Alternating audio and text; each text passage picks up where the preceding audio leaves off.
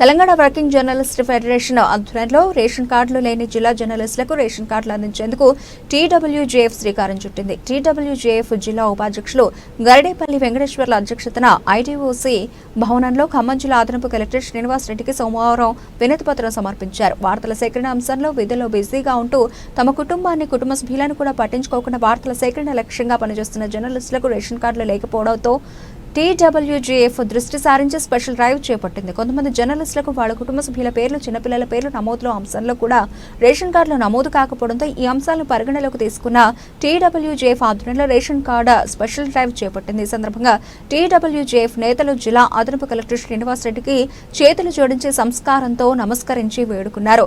Ration card లేని జర్నలిస్టులకు తొలి ప్రాధాన్యతగా కొత్త రేషన్ కార్డులు తక్షణమే ఇచ్చేలా చూడగలరని మనవి చేసింది టీడబ్ల్యూజేఎఫ్. అనేక మంది జర్నలిస్టులు పేద మధ్యతరగతి వర్గాలకు చెందినవారు కావడంతో వారి ఆర్థిక స్థితిగతులు ఏమాత్రం ఆశాజనకంగా లేవని, ఏ పథకానికైనా రేషన్ కార్డును ప్రాతిపదికగా తీసుకుంటున్నారని, జర్నలిస్టుల దీనావస్థలను దృష్టిలో పెట్టుకుని వారికి వెంటనే రేషన్ కార్డులు ఇవ్వాల్సిందిగా దండం పెట్టి విజ్ఞప్తి చేశారు.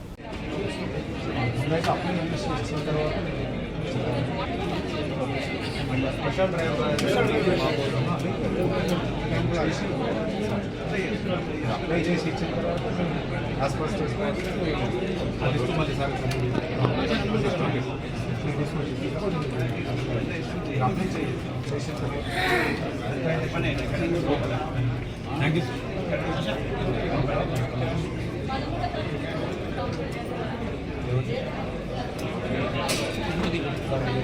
बनाना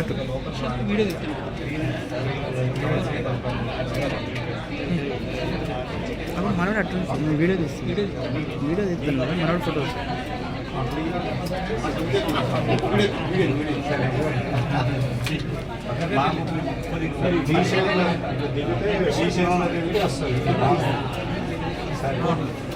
సార్ కొంచెం సార్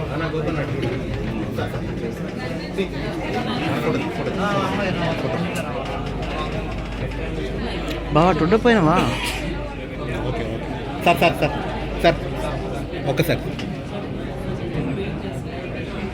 ఓకే